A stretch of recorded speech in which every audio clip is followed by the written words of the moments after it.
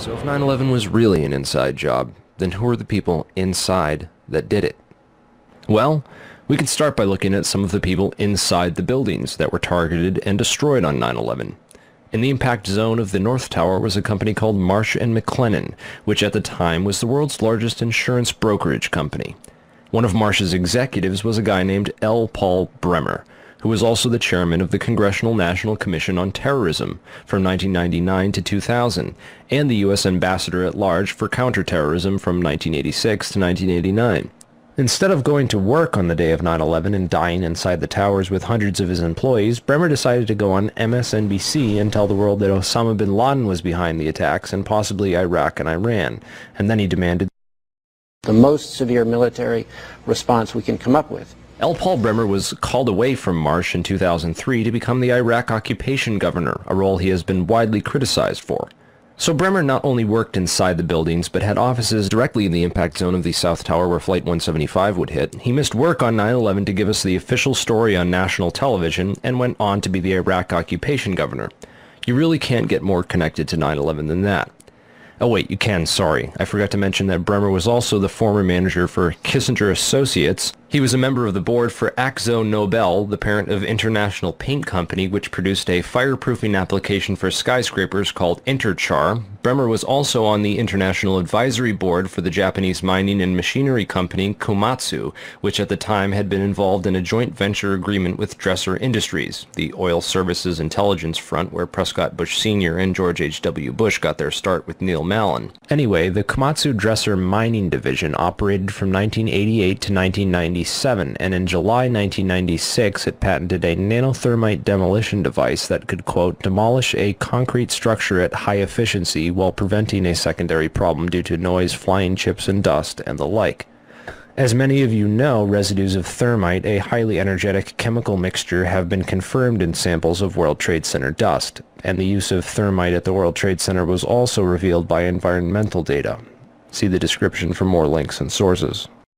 But wait a minute. It would have taken tons of this stuff. How could they get it inside the buildings and put it into place without anyone finding out? This would have taken hundreds of people. Someone would have talked by now. It just doesn't make any sense. Well, who ran security for these buildings? Marvin Bush's company Securicom Stratesec did, up until 1998 when that role was handed off to Kroll Associates. Yet Stratesec still retained security contracts that didn't expire until the day of 9/11. Both these companies have a suspicious cast of characters working for them. Bush's cousin Wirt Dexter Walker III was the CEO of Stratesec with a long history as a manager for CIA front companies such as Glor Forgan. The corporate operating officer of Stratesec was a guy named Barry McDaniel, who came from BDM International, where he was a vice president of material distribution and management systems. He also had a history of involvement with black projects. Securicom Stratesec also ran security at Dulles International Airport, where Flight 77 into the Pentagon was hijacked out of, and also had contracts with United Airlines. They also ran security at Los Alamos National Laboratories during the time period that nanothermite was first being developed there. Then there's Kroll Associates, also known as the CIA of Wall Street. Kroll's managing director was a guy named Jerome Hauer, who, like L. Paul Bremer, survived the 9/11 attacks by going on national television to give us the first accounts of the official story. Before anyone knew it was happening, these guys apparently had it all figured out. In addition to being managing director for Kroll, Jerome Hauer was the national security advisor with the National Institute of Health, which managed the government response to the anthrax attacks shortly after 9/11. On the day of 9/11, Hauer advised the White House to start taking Cipro, an antibiotic effective against anthrax, and then strangely a week later, 2 senators and several people in the media who had been calling for an investigation into the 9/11 attacks were mailed anthrax and told to shut up, apparently by members of Al-Qaeda, who later turned out to be a bioweapons researcher at U.S. AMRID in Fort Detrick, Maryland, named Stephen Hatfield, who had worked with Jerome Hauer for a company called SAIC. Scientific Applications International Corporation, a defense contractor with expertise in thermite-related technologies, played a large part in the NIST World Trade Center investigation. A few other names and companies inside the Twin Towers also worthy of further investigation include Craig Stapleton, who is married to Bush's cousin Dorothy Walker Bush. Stapleton was the president of Marsh Real Estate Advisors from 1982 to 2001. He was a member of the board of directors for Cendant, that was charged with massive accounting fraud in 1998, and went on to join Winston Partners, a privately owned investment firm founded in 1993 and led by George W. Bush's brother Marvin. Other very powerful and well-connected people worked in senior management at Marsh. These included Stephen Friedman, a senior principal at Marsh Capital and former partner at Goldman Sachs, who later became George W. Bush's top economic advisor. Friedman was also a member of the Brookings Institution, the Bilderberg Group, the Foreign Intelligence Advisory Board, and the board at In-Q-Tel, the investment firm founded by the CIA in 1998. In-Q-Tel invests in state-of-the-art technologies related to defense and intelligence work, including nano and chemical technologies, according to its website. In another interesting coincidence, Friedman belonged through Cornell University to a secret society called Quill and Dagger, the membership of which includes Paul Wolfowitz, Sandy Berger, and Stephen Hadley. Wolfowitz, the neocon Deputy Secretary of Defense in the Bush administration, was the author in 1992 of the Wolfowitz Doctrine of preemptive warfare.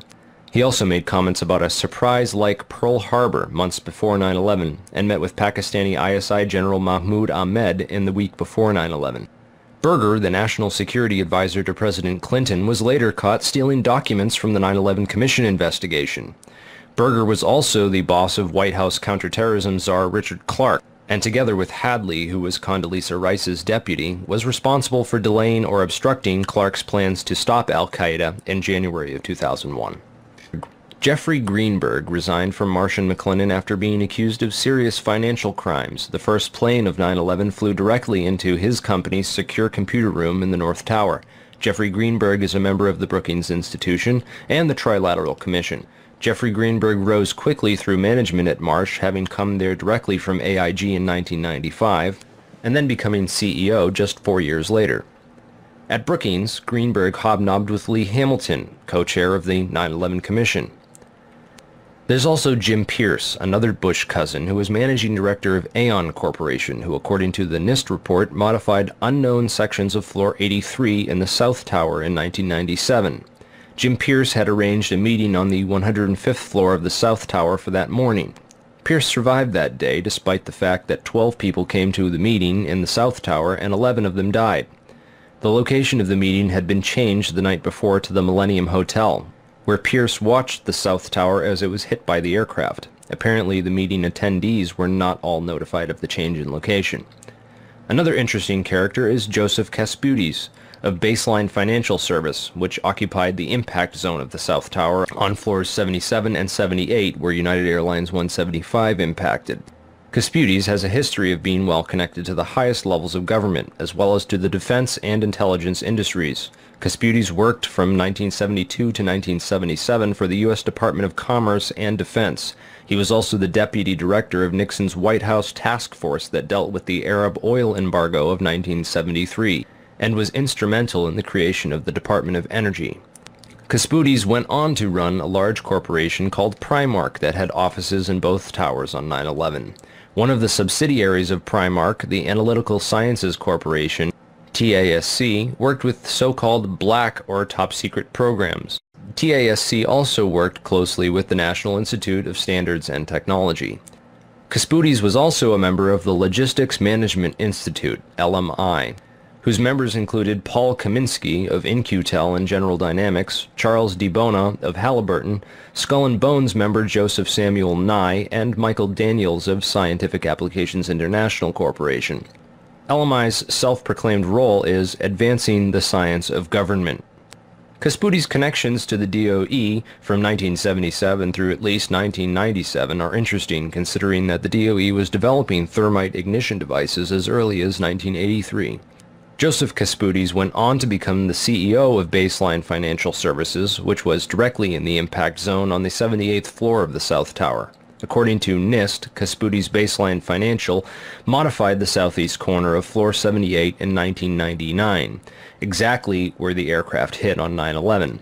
Floors 77 and 78 were upgraded for fireproofing in June and April of 1998, respectively. Another company of interest on Floor 91, just above the impact zone for the South Tower, was Washington Group International. This company was known primarily as a construction and mining firm, and it had just acquired Raytheon Engineers in July of 2000. In 1996, Washington took over Morrison Knudsen, an engineering and construction firm that had a history of working on large-scale projects around the world, including in China, Iran, Afghanistan, and Saudi Arabia. The Army Corps of Engineers hired Morrison Knudsen to demolish over 200 buildings in 1995. One of the DOE facilities for which Washington was responsible well before 9/11 was the Savannah River site near Aiken, South Carolina. In February of 1997, Lawrence Livermore National Labs and the Savannah River site signed an agreement of cooperation to share technology. Savannah went on to add developing sol gel technology for fuels and other applications to its portfolio. Sol gel technology is utilized by Lawrence Livermore National Laboratories for making nanothermites. In another coincidence, Savannah River Technology staff participated in the search and rescue operations at Ground Zero by providing unique tools. Just before 9/11, Washington was going through a tough time financially and sought Chapter 11 bankruptcy protection. Securities and Exchange Commission documents show that Washington made court-ordered pre-petition payments as part of these proceedings to a number of companies, including Komatsu. Washington also made payments to Greenhorn and Omara, whose employee, Teresa McAllister, was a lead author of the FEMA and NIST reports on the World Trade Center disaster, and to Sumitomo Bank, which was closely allied with Komatsu. Building 7 was a 47-story federal office building in the World Trade Center site, which collapsed at 5:20 p.m. on the afternoon of 9/11. This building was home to the CIA, in fact the largest CIA headquarters outside of Langley, Virginia. It also housed offices for the Secret Service and the Securities and Exchange Commission. One of the most interesting tenants, however, was then Mayor Giuliani's Office of Emergency Management and its Emergency Command Center on the 23rd floor. This floor received $15 million worth of renovations, including independent and secure air and water supplies, and bullet and bomb-resistant windows designed to withstand 200-mile-per-hour winds. Mayor Giuliani was a former U.S. prosecutor for the South District of New York from 1983 to 1989, who was in charge of investigating the terrorist financing Bank of Credit and Commerce International. After he left his job as a prosecutor to start a political career, he worked for a law firm called White & Case that actually represented BCCI. So he went from prosecuting the BCCI to working for a law firm which defended the BCCI. This was likely his foot in the door of this underground corporate criminal network. Giuliani would later help to destroy all the crime scene evidence from Ground Zero. Giuliani's sidekick on 9/11 was Police Commissioner Bernard Kerik, who appeared to be coaching some of Rudy's actions that day, keeping him away from the media and even answering questions for him about explosives in the buildings. In fact, Bernard Kerik gave us the first official government pronouncement that no explosives were involved in the destruction of the World Trade Center buildings. Kerik's department was also the same one that found that pristine, completely undamaged hijacker's passport, which survived a plane impact, and Fireball, which destroyed 2 titanium black boxes and 3 towers. Yeah, Kerik would later receive a nomination from President Bush to become Director of Homeland Security, which he declined for personal and political reasons, and instead took a job training the Iraqi police force. In February of 2010, Kerik was sentenced to 4 years in federal prison for conspiracy and fraud charges, unrelated to the crimes of 9/11, unfortunately. And lastly, we have the Pentagon. It's certainly peculiar, to say the least, that al-Qaeda terrorists hell-bent on destroying the USA would not crash their plane into the north wing of the Pentagon, where all the most important offices were, like Donald Rumsfeld, John Ashcroft, etc., and that they would instead choose to target the one section of the Pentagon that had most recently been refurbished to withstand missile impacts. It's also interesting to note that the company which completed the $258 million refurbishment to Wedge 1 of the Pentagon was also hired as a contractor to clean up Ground Zero in New York City. Wedge 1 also coincidentally housed the Pentagon's Budget Analyst Office, where DoD staffers were working on the mystery of the $2.3 trillion that was reported missing by Defense Secretary Donald Rumsfeld in a press conference the day before 9/11. The Pentagon's comptroller in charge of that money at the time was an interesting fellow named Dov Zakheim, a member of the Council on Foreign Relations, the International Institute for Strategic Studies, and a contributor to the neocon think tank Project for the New American Century. Zakheim helped write the PNAC document Rebuilding America's Defenses, in which he is credited for the line which states, "Further, the process of transformation, even if it brings revolutionary change, is likely to be a long one, absent some catastrophic and catalyzing event, like a new Pearl Harbor." Several members of the Bush administration, including President Bush himself, would later refer to 9/11 as a new Pearl Harbor. If anything, the individuals and organizations outlined in this video are at least as suspicious as the 19 hijackers themselves.